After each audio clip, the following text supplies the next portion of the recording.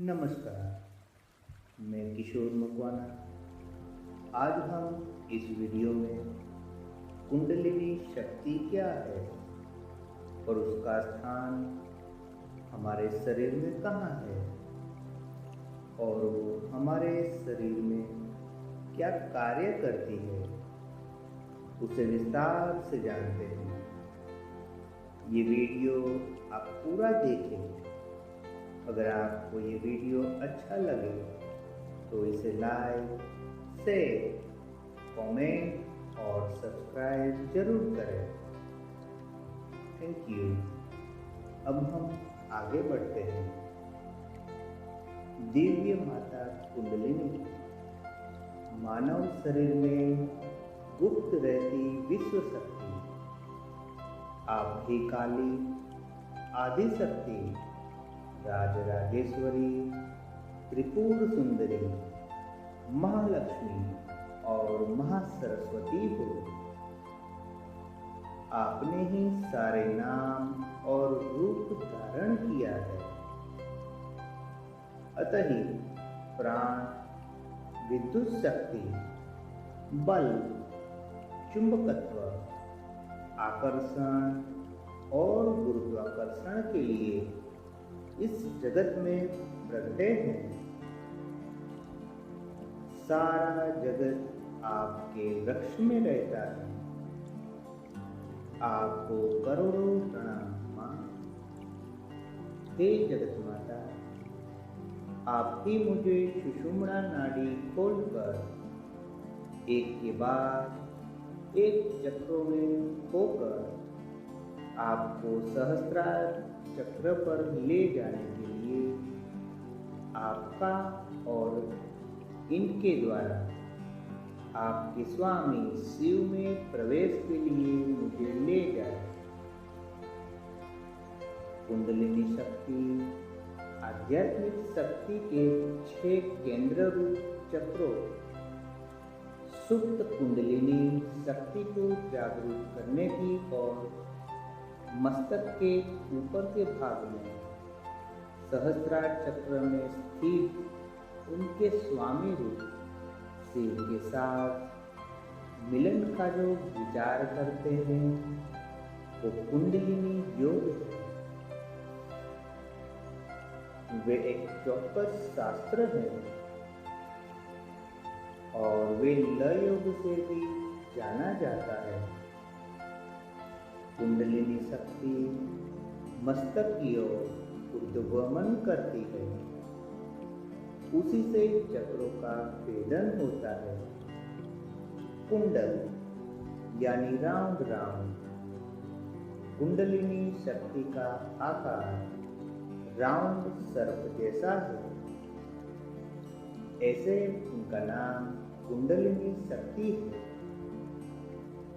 मनुष्यों के सारे कार्यों का एकमात्र प्रयोजन सुख प्राप्ति है। ये बात सर्वसम्मत है।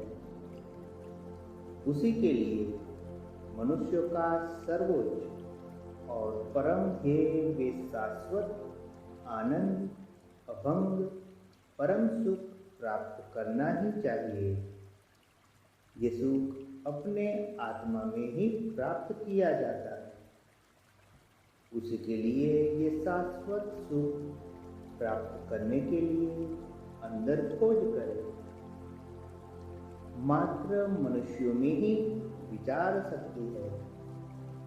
सिर्फ मनुष्य ही विचार, चिंतन कर सकते हैं और निर्णय ले सकते हैं, तुलना कर सकते हैं और वस्तु के अच्छे और बुरे परिणामों का विचार करके निर्णय ले सकते हैं और अनुमान कर सकते हैं। वे अकेला ईश्वर चेतना प्राप्त कर सकते हैं। उसका कारण यही है, जो मनुष्य मात्र खाना खाते हैं, पीते हैं और अपनी मन की शक्ति को आत्मा साक्षात्कार के लिए उपयोग में नहीं लाता, वो सिर्फ पशु है।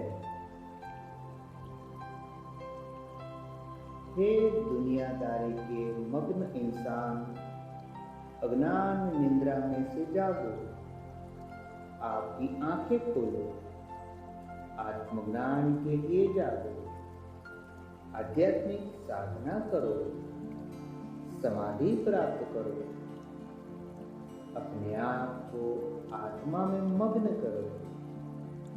चित्त में मानस द्रव्य है, वो विविध रूपों धारण करती है। वे रूप बुद्धि बनते हैं और वो परिणाम के लिए विकार पाते हैं। वो ही विचार लहरियों, विचार भ्रमरियों है। चित्त जो आम का विचार करे तो चित्त सरोवर में आम की वृत्ति प्रकट होती है, और उसी टाइम दूध का विचार करे तो आम की वृत्ति शांत हो जाती है और दूसरी वृत्ति पैदा होती है। चित्त सागर में अगणित वृत्तियां पैदा होती है और शांत होती है। ये वृत्तियां मन की चंचलता सर्जन करती है। चित्त में वृत्ति क्यों उत्पन्न होती है, ये प्रश्न है। तो जवाब है संस्कारों और वासनाओं के कारण। आप वासना को कंट्रोल करें तो सारी वृत्ति अपने आप शांत हो जाती है। जब भी कोई एक वृत्ति शांत होती है तब अवचेतन मन के ऊपर एक चौकस छाप छोड़ जाती है और वो संस्कार या सुसुप्त छाप से भी जानी जाती है। ऐसे सारे संस्कार इकट्ठे हुए तो उनका समूह को कर्माशय कहते हैं और ये संचित कर्म है। आत्मा जब स्थूल शरीर को त्याग करता है तब मनुष्य अपने सूक्ष्म शरीर के साथ 17 तत्वों और ये कर्माशय को मानस भूमिका में लेकर जाता है। प्रज्ञा समाधि द्वारा प्राप्त किया गया ज्ञान से अकर्माशय जल जाता है। चित्त सागर में वृत्तियां सदा उत्पन्न होती है, लेकिन ये लहरों को जैसे जैसे पैदा होती है वैसे वैसे उसका दबा देना है। जो सारे लहरें शांत या लुप्त हो जाती है तो मन आपोआप शांत हो जाता है, स्वस्थ बनता है। तभी योगी शांति का अनुभव कर पाता है। तभी तो सच्चा सुख अंदर ही है, वो मनोराज्य द्वारा प्राप्त करना होता है। धन के पीछे, स्त्रियों के पीछे, नामना कीर्ति के पीछे, सत्ता और स्थान द्वारा नहीं, मनःशुद्धि योग में पूर्णता की ओर ले जाता है। दूसरों को साथ व्यवहार में अपना वर्तन का नियमन करे, दूसरों के प्रति ईर्ष्या न करे, सहानुभूतिशील दयालु बने, पापियों को भी धिक्कारना नहीं है, सभी के प्रति स्नेह रखे। आपसे बड़ा या आपसे ऊपर के स्थान पर जो है उसको देखकर आनंद का अनुभव करें। आपकी ज़्यादा से ज़्यादा योग शक्ति साधना में लगाएंगे तो सफलता झड़पी होगी। आपका बुद्धि भक्ति और वैराग्य के लिए जखना होनी चाहिए। आपको गंभीर और निष्ठावान बनना चाहिए। समाधि में प्रवेश के लिए एकाग्रता और सतत ध्यान आवश्यक है। जिन्हें शास्त्र और श्रुतियों में दृढ़ श्रद्धा है वो सदाचारी है। सतत गुरु सेवा में लगा रहता है जो वासना, क्रोध, लोभ, मोह, धैर्य आदि से मुक्त है। वो झड़पी इस संसार सागर को पार करके समाधि दशा प्राप्त करते हैं। जैसे अग्नि सूखे पत्ते को जलाकर राख करती है, वैसे योगाग्नि कर्मों को जलाकर राख करती है। योगी की कैवल्य पद प्राप्ति होता है। उसे समाधि द्वारा अंतः प्रेरणा मिलती है। एक ही पल में उसके अंदर से सच्चे ज्ञान का प्रकाश होता है। आसनों और मुद्राओं शरीर को तंदुरुस्त, दृढ़ और पूरा नियमन में रखती है। लेकिन ये योग का आदि और अंत सर्वस्व नहीं है। ये क्रिया सिर्फ आपको ध्यान में मदद करती है। ध्यान, समाधि और आत्मा साक्षात्कार में बदलती है। जो हठ योगी की क्रिया ही करते हैं वो पूर्ण योगी नहीं है। जो असंप्रज्ञात समाधि प्राप्त की है वो ही मात्र पूर्ण योगी है, स्वतंत्र योगी है। समाधि जड़ और चेतन ऐसे दो प्रकार की होती है।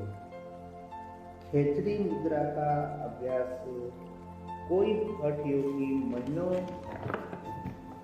पेटी में रहकर जमीन के नीचे रहता है।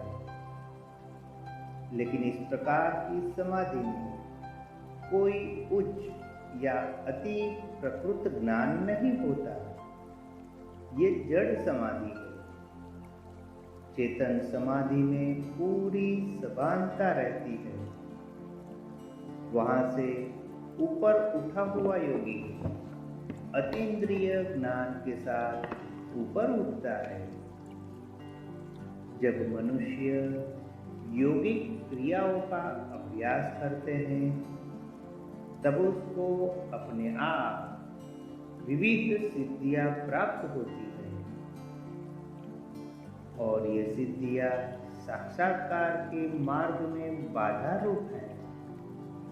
जो आगे बढ़कर परम साक्षात्कार का सर्वोच्च ध्येय प्राप्त करना है वे योगी सिद्धियों की परवाह नहीं करनी चाहिए। जो सिद्धियों के पीछे दौड़कर बड़े से बड़ा घरबारी बनता है, लेकिन आत्म साक्षात्कार ही एकमात्र ध्येय होता है। उनके द्वारा जो आध्यात्मिक ज्ञान प्राप्त होता है उनकी तुलना में पूरे विश्व का ज्ञान भंडार तुच्छ महत्वहीन है। योग मार्ग में सावधानी पूर्वक आगे बढ़ो। नामना और कीर्ति कांटों के समान है और ये जातीय वासना सूक्ष्म अंतर प्रवाह वे बेकार घास है। कुटुंब, धन, शिष्यों, आश्रमादिनी आसक्ति के वो कांटा स्वरूप है। ये माया के विविध रूप हैं। ये साधक को आगे बढ़ने नहीं देते। वे मार्ग में पत्थर के जैसे आपको गिराते हैं। साधक को गलत संतोष होता है कि वो साधना बंद करके मूर्ख बनकर अपने आप को आत्म साक्षात्कार हुआ है ऐसी कल्पना करता है। जब योगाभ्यासी आश्रम शुरू करते हैं तब धीरे धीरे वैभव बढ़ता है। मूल में वैराग्य कम हो जाता है और जो भी प्राप्त किया है वो भी खो देते हैं